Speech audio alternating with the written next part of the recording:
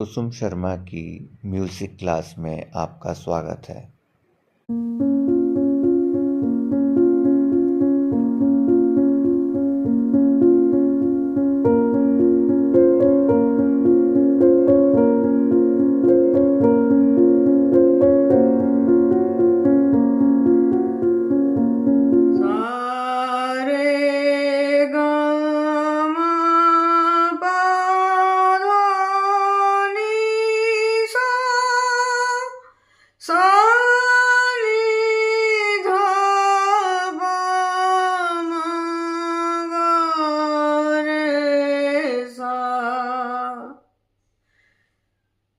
Welcome friends, कुसुम शर्मा's musical channel में आप सबका मैं दिल से स्वागत करती हूँ और आप सबकी शुभ कामनाओं को स्वीकार करते हुए आपके लिए हमेशा हमेशा मंगल चाहती हूँ।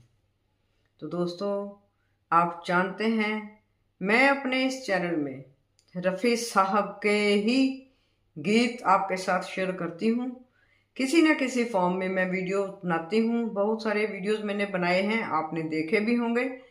रफ़ी साहब के अकेले अकेले रागों में लेकर रफ़ी साहब के किसी न किसी गीतकार के लिए गाए हुए गीत, किसी न किसी संगीतकार के लिए गाए हुए गीत, किसी अदाकार के लिए गाए हुए गीत, युगल गीत, इस तरह से मैंने आपके साथ रफ़ी साहब के काफ़ी गीत शेयर किए हैं।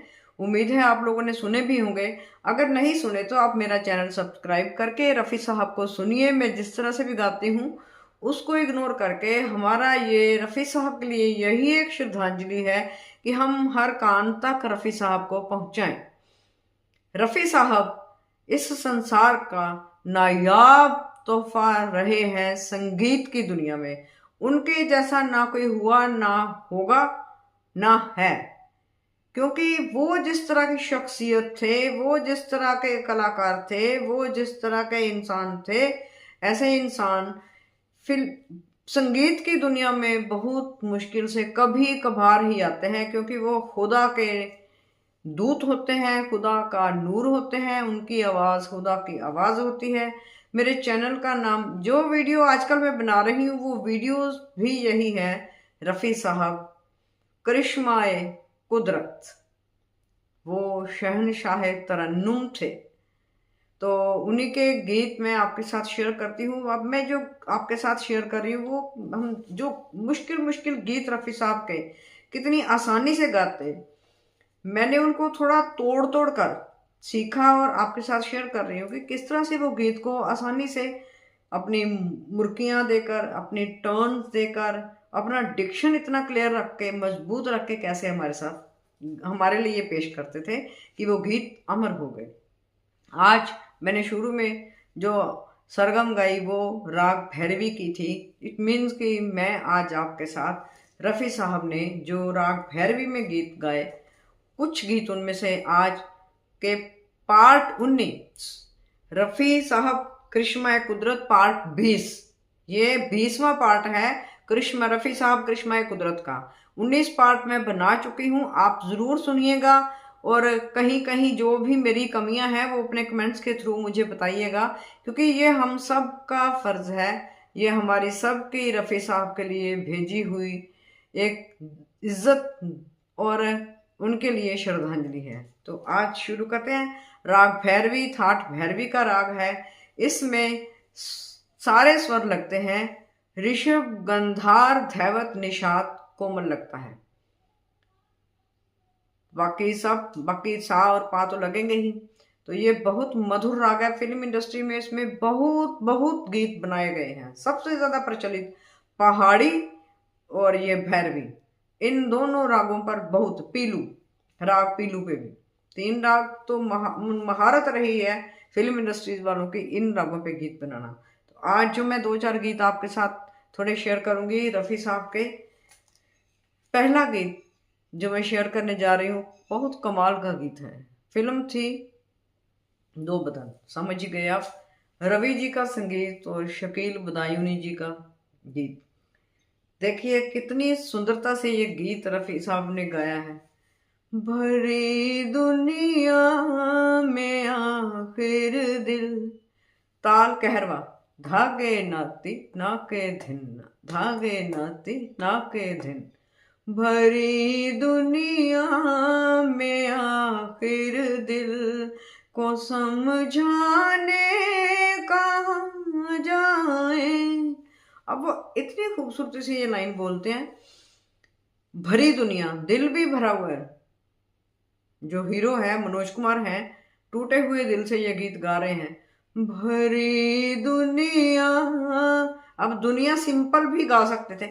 भरी दुनिया में आखिर दिल को समझाने कहाँ जाए। फिर देखिए कैसे उठा, मोहब्बत हो गई जिनको वो दीवाने कहाँ जाए। अब रो, कहाँ जाए भरी दुनिया।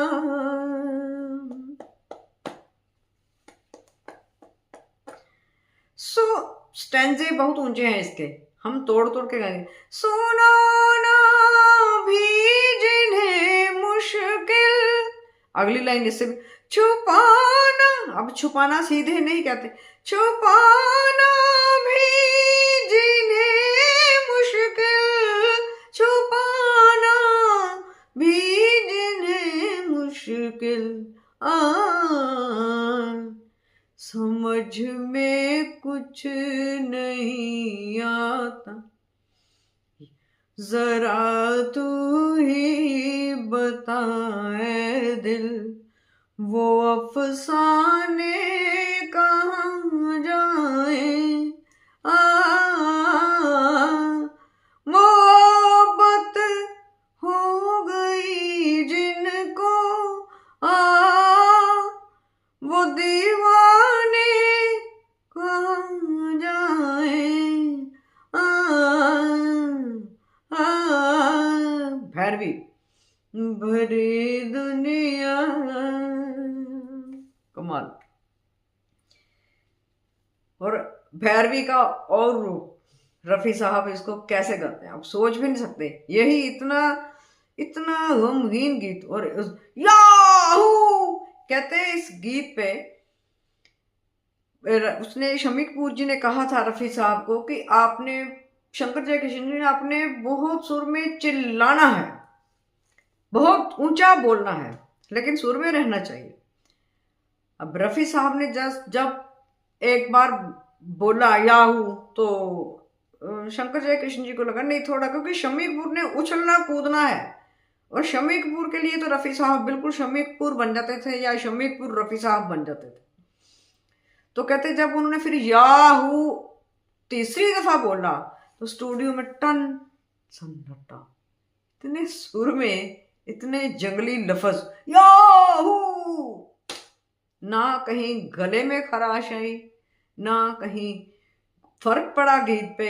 आगे जो गीत चलता है वो तो सीधा ही चलता है ना, लेकिन उनके याहू भैरवी राग में जैसे शंकर जयकिशन जी ने गवाया उसको, इस लफ्ज को, क्या बात है। ये सिर्फ रफी साहब कर सकते थे।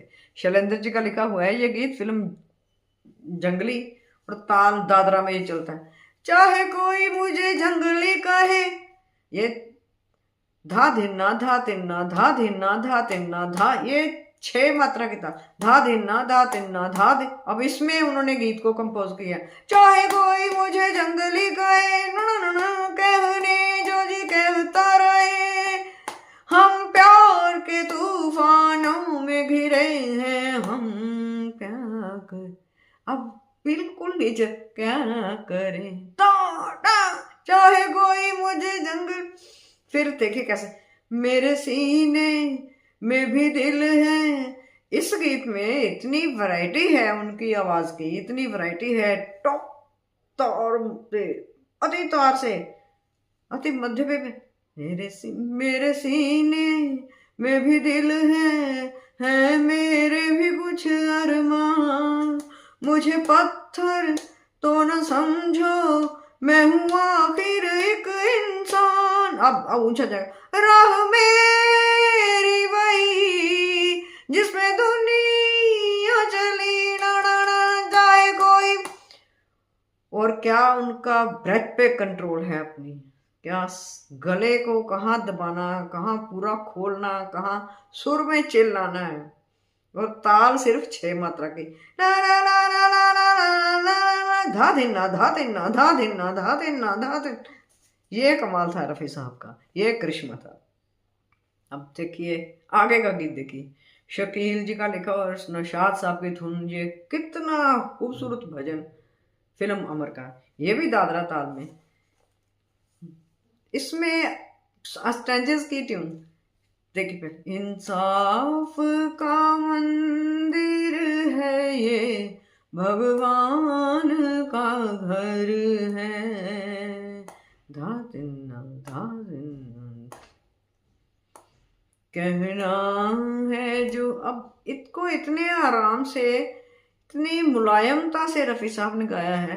कहना है जो कह दे तुझे, किस बात का डर है, धा तिन्ना धा। चाहे आप इसके दादरा ताल को चाहे सिंगल में भी ले लेंगे ना, धा धिन्ना धा तिन्ना धा धिन्ना धा। है पहला स्टैंजा देखिए, है खोट तेरे मन में जो, धीरे धीरे धीरे धीरे ये तार सप्तक की ओर बढ़ता है खोट तेरे मन में जो, ताल धा धिन्ना धा तिन्ना धा धिन्ना धा। है खोट तेरे मन में जो, भगवान से है दूर। अब दूर शब्द को वो इस तरह से गाते हैं, आप अकेला दूर शब्द सुनेंगे ना, इस तरह से गाते हैं कि उस दूरी का हमें एहसास होता है। और खोट का है, खोट को कितनी बेचारगी से, क्योंकि खोट को हम नज़रअंदाज करते हैं। सच बात तो यह है कि हम अपनी खोट नहीं देखते हैं, दूसरों में तो दिख जाती है, हमें अपनी खोट जस्टिफाइड लगती है कि हम इसलिए ऐसे हैं क्योंकि हमारे साथ ऐसा हुआ है। तो उस पूरी चीज़ को रफ़ी साहब किस तरह से लाते हैं, है खोट तेरे मन में जो, भगवान से है दूर। इतना फिलोसॉफिकल गीत कह लो, भजन कह लो, और जो इम्प्रेशन रफ़ी साहब की आवाज़ इस गीत में देती है और जिस तरह से डिक्शन उनका क्लियर होता है, ये सोचने पे मजबूर करता है पाँव तेरे। अब ये जानबूझ के मुझे लगता है नौशाद साहब ने इसको ऊंचा किया है, इस स्टैंजे में दूसरी लाइन को इतना ऊंचा किया है ताकि सिर्फ अगर हम दिल से गाएं तो सिर्फ इसकी तरफ ध्यान जाएगा और हम सोचेंगे, हैं पाँव तेरे फिर भी तू आने से मजबूर मजबूर।